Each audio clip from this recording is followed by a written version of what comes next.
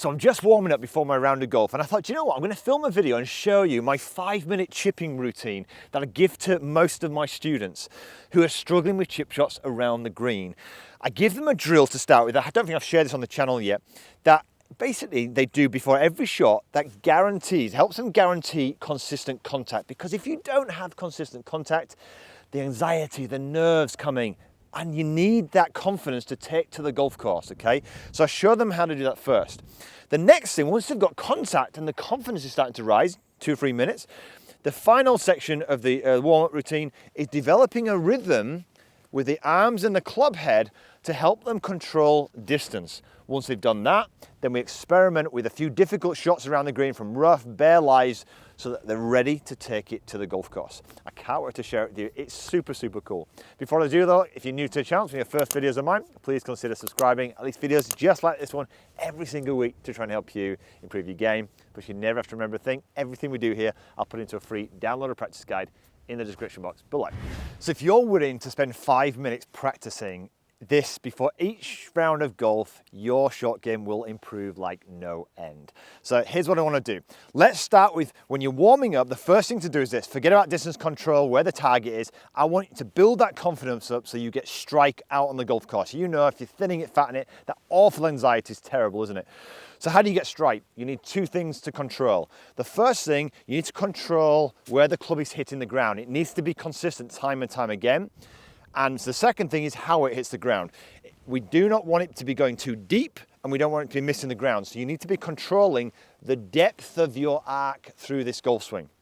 Now, how do you do that? Well, just use this drill every single time, just for a few seconds before each and every single shot. Now, I got this from my good friend at the beginning of the year, Joseph Mayer. Absolutely brilliant. It's helped my students no end.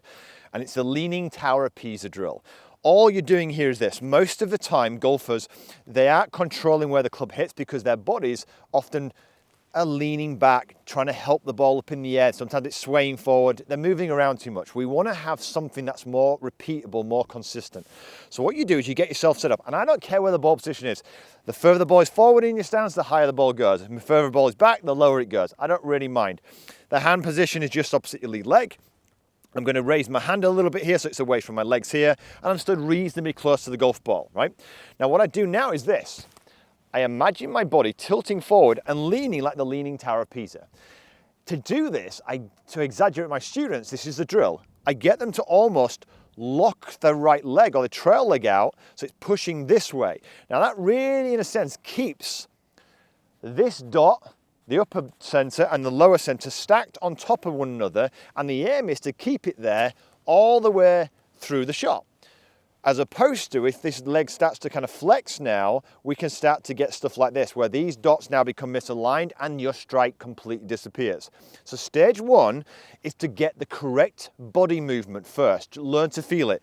So get yourself set here. I don't care about my arms at this stage.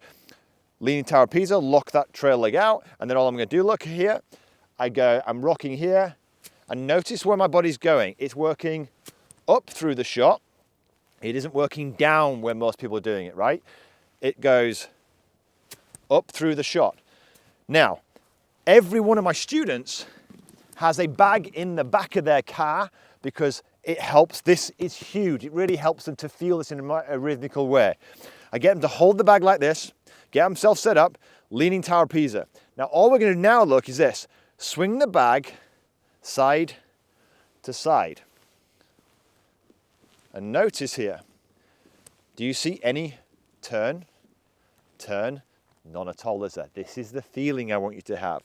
It's basically, look, an underarm throw. It's an underarm throw. And the rhythm is this. You got it? So let's hit a shot now and show you what I get my students to focus on as they're doing this. I say to them, please, please, please don't worry about target or distance. All we're going to do now, we're going to develop the pivot in your body. So we're going to lean the shaft forward, we're going to lean the body forward, lock this out here. Now, from here, all I'm going to do is focus on keeping that right leg, that trail leg, locked out. No. Yes. Notice how in transition, my height goes naturally up through the shot versus down through the shot, right? So that's all I'm focused on. I don't care where this ball goes. All I'm focused on is, can I get the pivot of my body working beautifully to help control contact? Beautiful. Ball first contact, absolutely beautiful. I could feel myself working beautifully up through that golf shot, through the shot, right? So I'm not allowing myself to fall backwards in any shape or form. I would get my students practicing that and only focusing on that first. Nearly every single person has some of their long game faults in their short game. So those who slice will tend to spin out their body too early. They'll start to rotate too early here. Notice with a bag, I am simply swinging, look, underarm, okay? It's an underarm throw here. It's not a spin out here.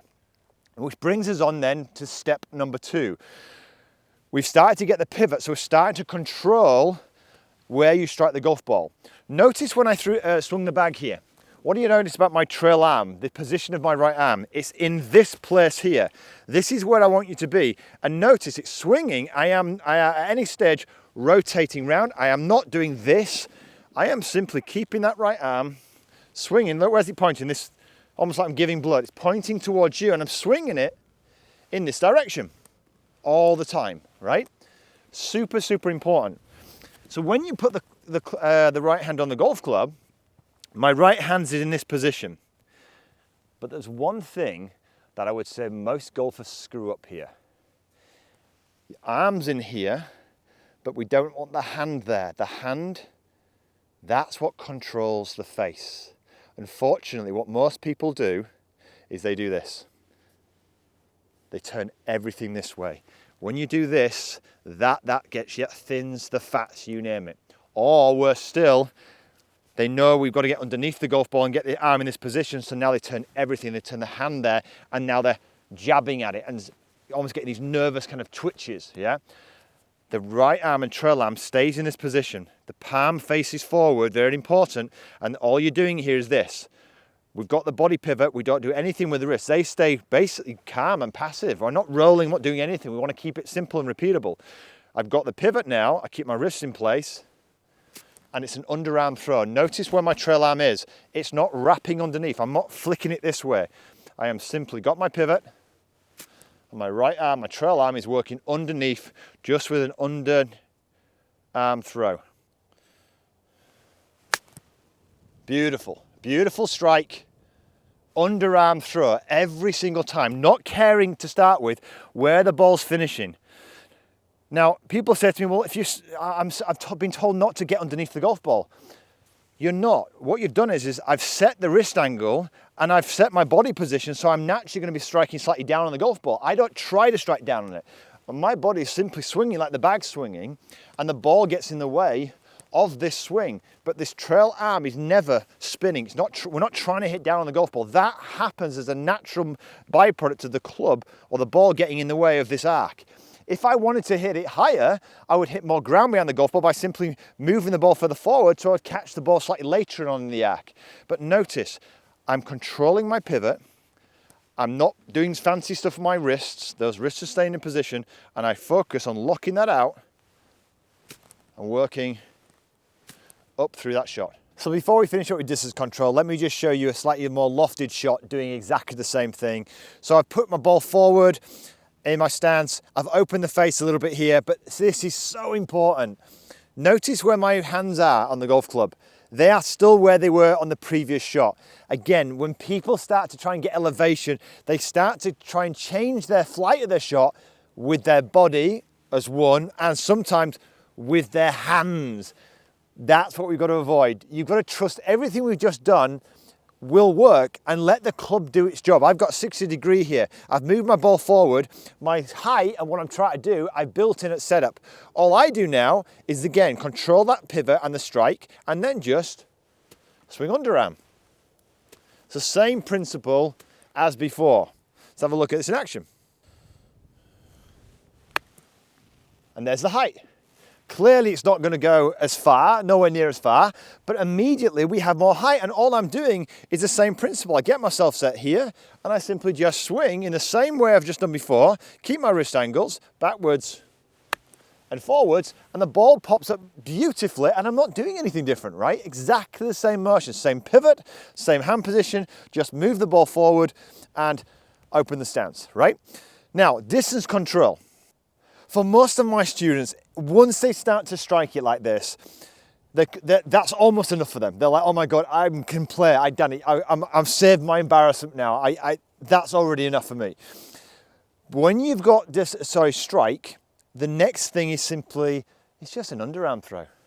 So just like you would learn to control your distance throwing a ball underarm, well, eventually what you start to do is you start to get yourself set like this, and you're going, right, now I've got strike, I've got something consistent, I just need to develop the feel now of throwing the ball onto the green in almost like this underarm throw manner. And what will happen in time, look, you'll start to control your distance time and time again because your strike's good, because your confidence is starting to build, you start to build the skill. Not straight away. You know, you won't get distance control straight away, but once that strike improves by doing these things, your confidence improves. You start to relax into your shots. You'll start to enjoy it. You'll start to experiment. You'll start to do many different things around the green. It'll all start to come together if you donate these 5 minutes before every single round of golf. I promise you, please give this a go. If you enjoyed the video, give it a thumbs up, maybe share it with one of your friends who's struggling with their shot game. If you enjoyed this video and you want to maybe improve your driving, click this one out right here. If you'd like some personalized help from me, head on over to DannyMaude.com. But until next week, have a wonderful golfing week.